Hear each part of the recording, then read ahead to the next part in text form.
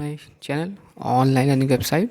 दोस्तों, biology GK science में आपका स्वागत है। और हम दोस्तों बायोलॉजी का अध्ययन कर रहे हैं, जिसमें हम आज बात कर रहे हैं मेंडल के नियम के।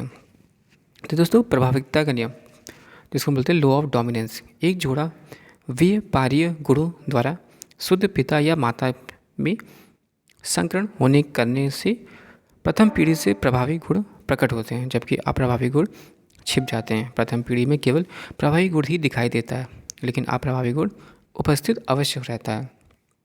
यह गुण दूसरी पीढ़ी में प्रकट होता है। पृथक्करण का नियम, लॉ ऑफ सेग्रीगेशन, लक्षण कारकों जीनों के जोड़ों के दोनों कारक युग्म बनाते समय पृथक हो जाते हैं और इनमें से केवल एक कारक ही किसी एक युग्मक में पहुंचाता है। इस नियम को युग्मकों की शुद्धता का नियम भी कहते हैं।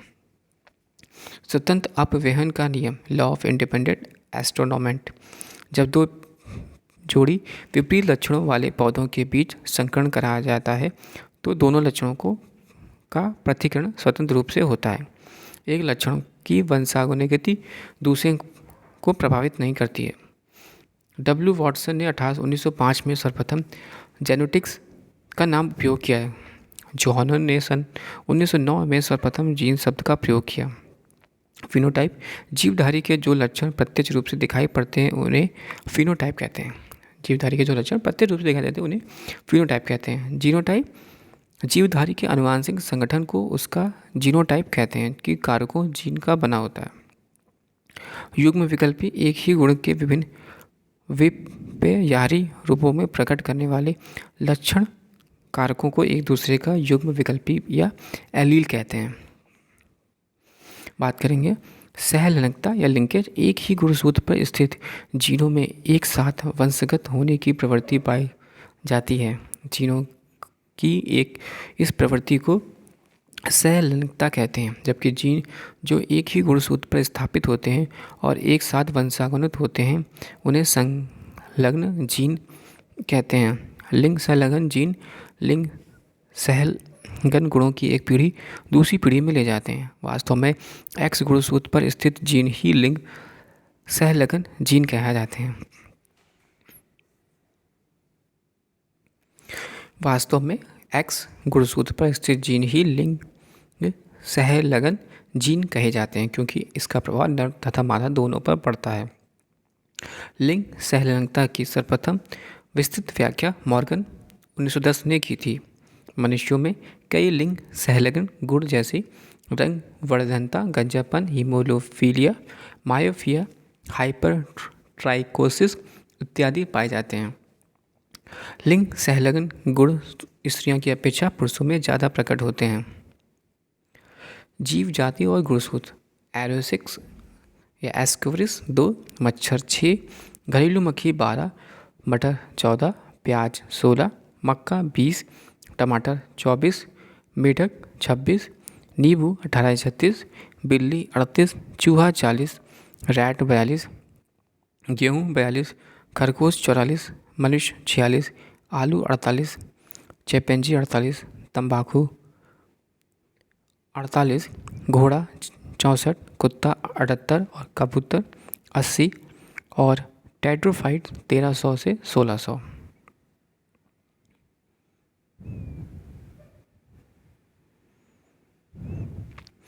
मानव आनुवांशिकी या ह्यूमन जेनेटिक, गुणसूत्र यानी क्रोमोसोम के नामकरण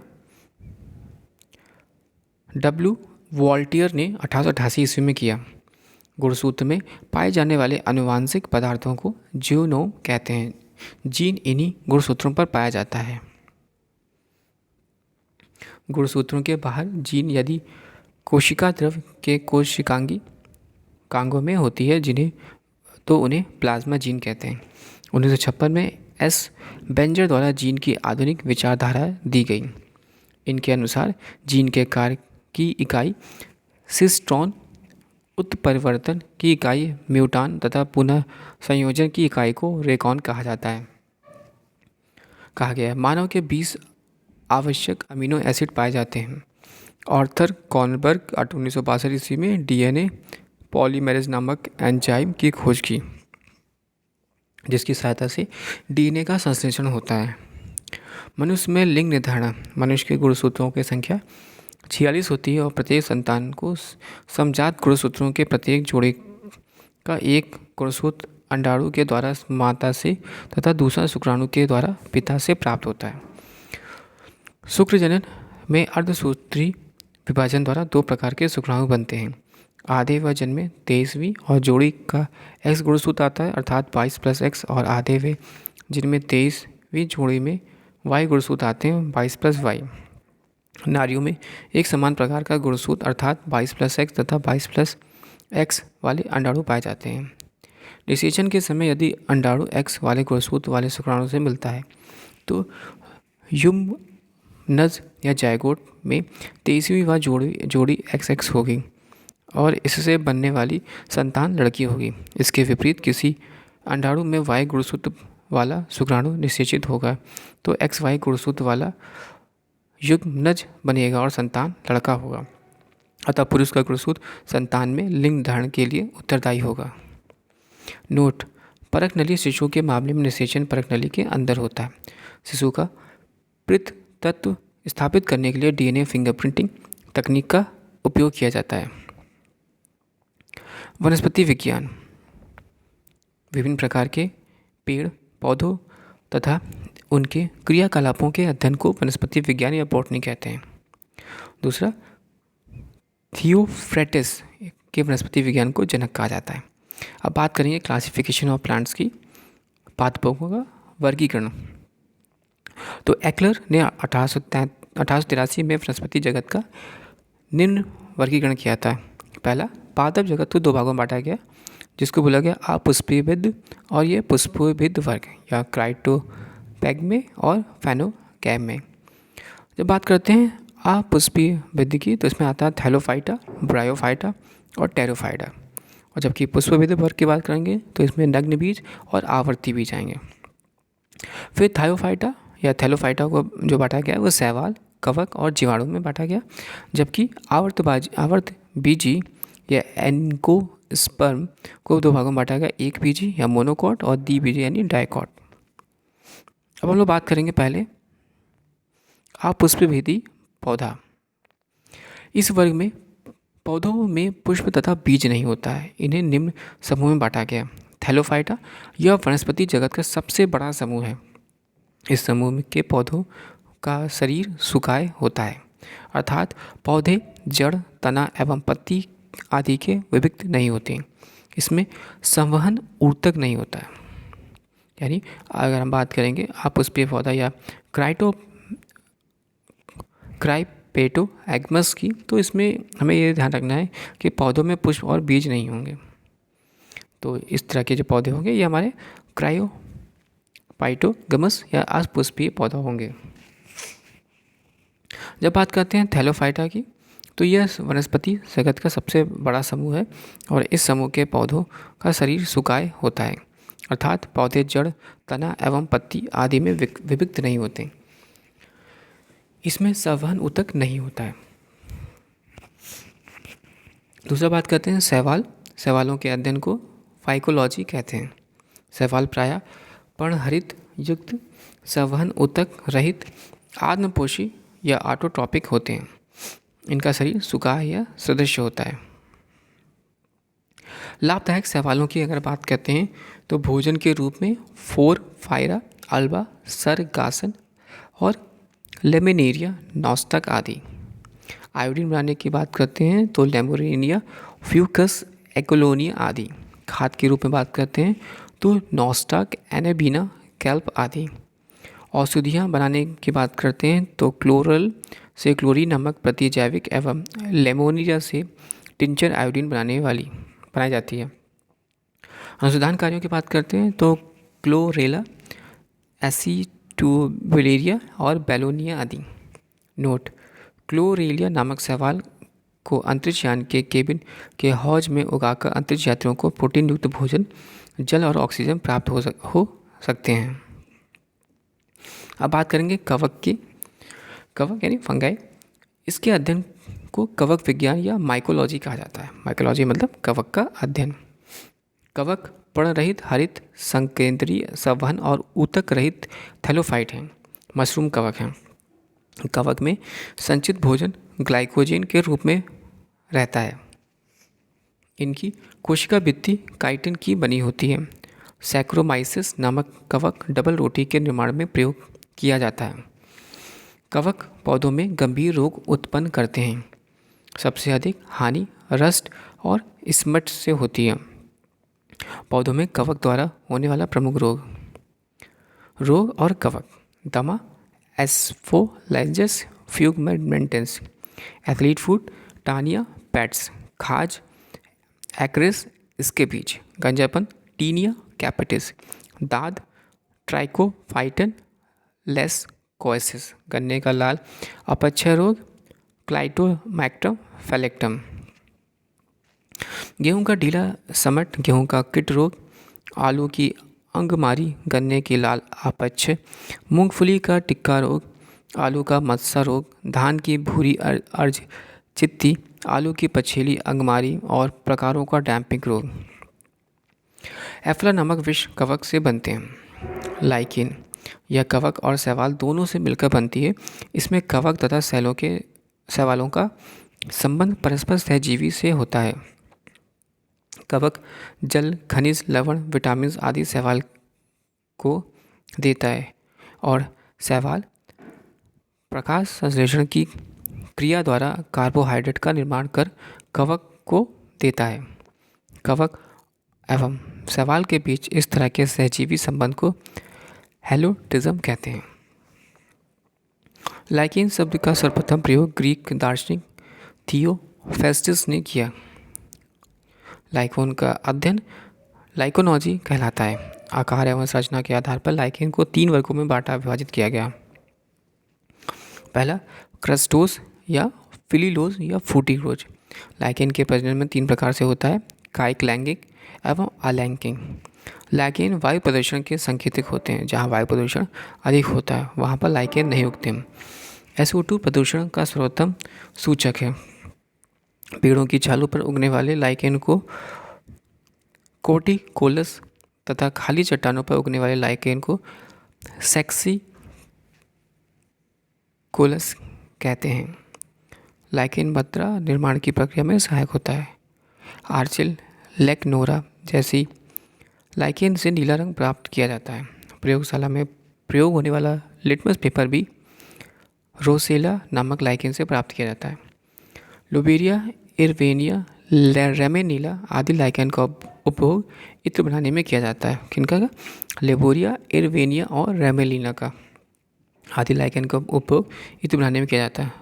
और परमेलिया सेक्सेटिलिस का उपयोग मिर्गी की दवा बनाने में किया जाता है।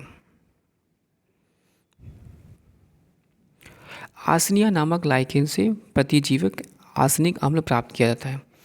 डायरिया, हाइड्रोफोबिया, पीलिया, काली खांसी आदि रोगों में उपयोग कई प्रकार की औषधियाँ लाइकेन से बनाई जाती हैं। कई लाइकेन खाद्य पदार्थ के रूप में प्रयोग किए जाते हैं। रेनिडियर मांस या क्लाइडोनिया का आर्कटिक भाग में भोजन के रूप में प्रयोग किया जाता है। आइसलैंड मांस को स्वीडन, नॉर्वे तथा आइसलैंड जैसे यूरोपीय देशों में केक बनाने में उपयोग लाया जाता है। जापान में निवासी इंडोकार्पन का उपयोग सब्जी के रूप में करते हैं। दक्षिण भारत में परमेलिया का उपयोग सलन या करी बनाने में किया जाता है। अब बात करते हैं जीवाणु या बैक्टीरिया की। इसकी खोज 1683 ईस्वी में हॉलैंड के एवेंटो नवीन ल्यूवेनहॉक ने की। जीवाणु विज्ञान का पिता ल्यूवेनहॉक को कहा जाता है। एहरनबर्ग 1829 ईस्वी में इन्हें जीवाणु का नाम दिया। 1843 से 1910 ईस्वी में रॉबर्ट कोच ने कॉलरा तथा तपेदिक के जीवाणुओं की खोज तथा रोग का जन्म सिद्धांत बताया। 1812 से 1892 ईस्वी में लुई पाश्चर ने रेबीज का टीका दूध के पाश्चुराइजन की खोज की। आकृति के आधार पर जीवाणु के कई प्रकार होते हैं। छड़ाकार या बैकेलिस, यह छड़नुमा या बेलनाकार होता है। गोलाकार या कोकस, ये गोलाकार एवं सबसे छोटे जीवाणु होते हैं। कोमा या शेप्ड या वियोग्र वाइब्री, अंग्रेजी के चिन्ह कोमा के आकार, उदाहरण विब्रिया, कॉलेरिया आदि। स्प्रेली कलम या स्प्रिंग या स्क्रू के आधार पर दूध को अधिक दिनों तक सुरक्षित रखने के लिए इसका पाश्चीकरण करते हैं। इसमें 2 विधियाँ होती हैं। लो टेम्परेचर होल्डिंग मेथड, दूध का 62.8 प्रेशर या 30 मिनट तक गर्म करते हैं, और HTST, दूध को 31.7 डिग्री सेल्सियस पर 15 सेकंड तक गर्म करते हैं। एनबीना या नॉस्टक नामक साइनोबैक्टीरिया वायुमंडल की N2 को स्थिरीकरण करते हैं। विषाणु की खोज रूस के वैज्ञानिक इवानिस्की ने 1892 ईस्वी में की। तंबाकू के मौजिक रोग पर खोज के समय इनकी प्रगति सजीव और निर्जीव दोनों प्रकार की होती है। इसी कारण इन्हें सजीव और निर्जीव की कड़ी भी कहा जाता है। विषाणु के निर्जीव होने के लक्षण, ये कोशा रूप में नहीं होते। इनको क्रिस्टल बनाकर निर्जीव पदार्थ की भांति बोतलों से भरकर वर्षों तक रखा जाता है। सजीव जैसे लक्षण, इनको न्यूक्लिक अम्ल का द्विगुणन होता है। किसी जीवित कोशिका में पहुंचते ही ये सक्रिय हो जाते हैं और एंजाइमों का संश्लेषण करने लगते हैं। परकोशीय प्रकृति के अनुसार विषाणु 3 प्रकार के होते हैं। पादप विषाणु, इसका न्यूक्लिक अम्ल में RNA होता है। जंतु विषाणु, इनमें DNA या कभी कभी RNA भी पाया जाता है।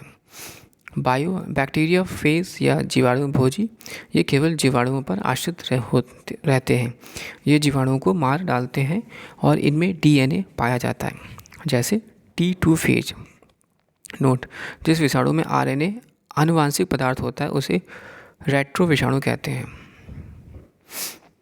राइजोमियम तथा बैक्टीरियोजम इत्यादि जीवाणु की जातियाँ लेग्युमिनिस या मटर कुल के पौधों की जड़ें में रहती हैं और वायुमंडलीय N2 का स्थिरीकरण करती हैं। एजोटोबैक्टर या एजोस्पायरियम तथा क्लोस्ट्रीडियम जीवाणु की कुछ जातियाँ स्वतंत्र रूप से मिट्टी में निवास करती हैं। वह मिट्टी के कणों के बीच स्थित वायु के नाइट्रोजन का स्थिरीकरण करती है। चर्म उद्योग में चमड़े से बालों तथा वसा हटाने का कार्य जीवाणु के द्वारा होता है। इसे चमड़ा कामना कहते हैं। अचार, मुरब्बे, शरबत का आकार की गाढ़ी चाशनी में या अधिक नमक में रखते हैं ताकि जीवाणुओं का संक्रमण होते ही जीवाणुओं का जीव द्रव्यकुचन हो जाता है और तथा जीवाणु नष्ट हो सकते हैं। इसलिए अचार, मुरब्बे बहुत अधिक दिनों तक खराब नहीं होते हैं। शीत संग्रहार कोल्ड स्टोरेज में न्यून ताप -10 डिग्री सेल्सियस से -18 डिग्री सेल्सियस पर सामग्री का संचय करते हैं। ब्रायोफाइटा, यह सबसे सरल स्थलीय पौधों का समूह है। इस प्रभाग में लगभग 25,000 जातियाँ सम्मिलित की जाती हैं। इसमें संवहन ऊतक अर्थात जाइलम एवं फ्लोएम का पूर्णतः अभाव होता है। इस समुदाय का वनस्पति जगत का एम्फीबिया वर्ग भी कहा जाता है। इस समुदाय के पौधे मृदा अपवर्तन को रोकने में सहायता प्रदान करते हैं। स्फेगनम नामक मांस अपने स्व के भार से 18 गुना अधिक पानी सोखने की क्षमता रखता है। इसलिए माली इसका उपयोग पौधों को एक स्थान से दूसरे स्थान पर ले जाते हैं समय सूखने से बचने के लिए करते हैं। स्फेगनम मांस का प्रयोग ईंधन के रूप में किया जाता है। स्फेगनम मांस का प्रयोग एंटीसेप्टिक के रूप में किया जाता है।